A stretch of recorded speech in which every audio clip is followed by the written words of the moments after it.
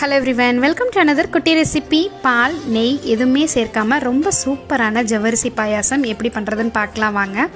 அதுக்கு ஒரு பேனில் 2 கப் தண்ணியை கொதிக்க வச்சுட்டு அரை மணி நேரத்துக்கு முன்னாலேயே ஊற வச்ச குட்டி குட்டி நைலான் ஜவ்வரிசியை போட்டுக்கிறேங்க. ஜவ்வரிசியும் தண்ணி ரெண்டுமே ஒரே அளவாக ஒரே நிறமாக வெந்து வந்ததுக்கப்புறமா தேவையான அளவுக்கு நட்ஸு சேர்த்துக்கோங்க. உங்களுக்கு பிடிச்ச நட்ஸ் சேர்த்துக்கோங்க. நான் இன்றைக்கி முந்திரி பருப்பு மட்டும் சேர்த்துறேங்க. முந்திரி பருப்பு, ஜவ்வரிசி கூடவே 1 கப் சேமியாவும் போட்டு எல்லாமே நல்லா வெந்து வந்ததுக்கப்புறம் கொஞ்சோண்டு ஏலக்காய் தூள், தேவையான அளவுக்கு சர்க்கரை போட்டு 2 கொதி விட்டுருங்க.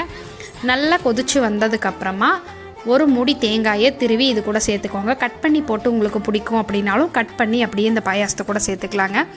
ரொம்ப அருமையான ஜவ்வரிசி பாயாசம் நெய் பால் எதுவுமே சேர்க்காம தயாராகிடுச்சுங்க. ரொம்ப டேஸ்ட்டாக இருக்குங்க. கண்டிப்பாக ட்ரை பண்ணி பார்த்துட்டு எப்படி இருக்குன்னு கமெண்ட்ஸில் சொல்லுங்கள். முடிஞ்சால் அப்பளம் பொரிச்சு இது கூட வச்சு சாப்பிட்டு பாருங்கள். ரொம்ப ரொம்ப சூப்பராக இருக்கும்.